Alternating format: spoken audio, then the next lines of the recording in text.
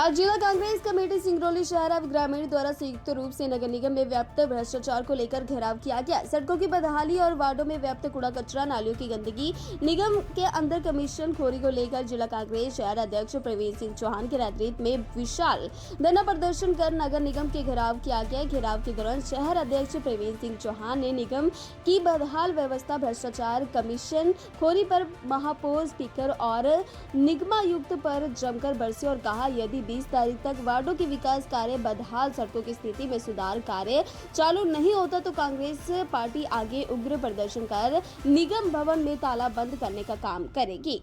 एक बड़ा आंदोलन किया है, नगर निगम का घेराव किया है। क्या कुछ उनकी मांगे थी? और एक विषय इन्होंने अभी तत्काल विषय रखा, जो झंडा का विषय रखा, क्या उसमें कुछ कार्रवाई बनती है? तो क्या कार्रवाई करनी है? कांग्रेस पार्टी के द्वारा मुख्यतः 2 ज्ञापन दिए गए हैं।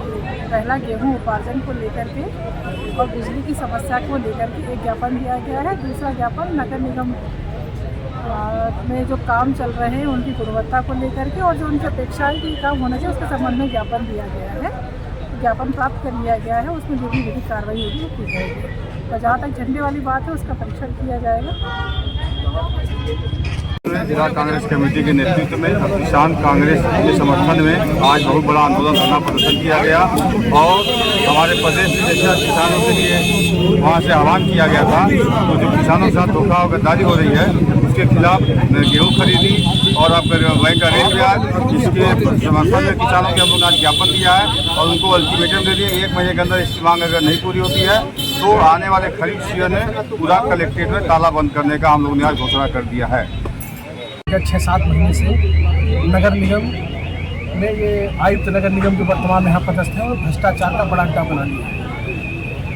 भारतीय जनता पार्टी के नेता, आम आदमी की महापौर और अध्यक्ष भारतीय जनता पार्टी के और कमिश्नर तीनों मिल करके एक दूसरे पर दोषारोपण देते हैं। बड़े पैमाने पर कमीशन की लड़ाई की भेंट चल रही है। यहाँ का विकास, सड़कों में गड्ढे हैं कि गड्ढे में सड़क है ये पता नहीं चलता है।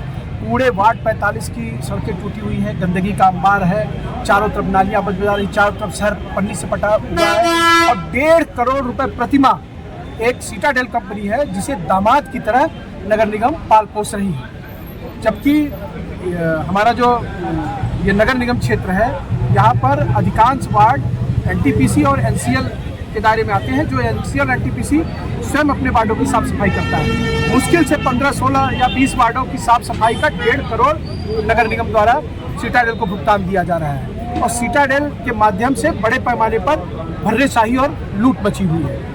इन्हीं सारे मुद्दों को लेकर के आज हम लोगों ने नगर निगम का घेराव किया था। दूसरा हमारा मुद्दा था कि मोहन यादव की सरकार जो किसानों के साथ निरंतर छल करने का काम कर रही है, गेहूं उपार्जन की तारीख पर तारीख देने का काम कर रही है और किसानों के जो ऋण भरने की डेट है, अंतिम डेट वो 30 मार्च कर दी गई, जबकि किसान अपना गेहूं बेच ही नहीं पाया।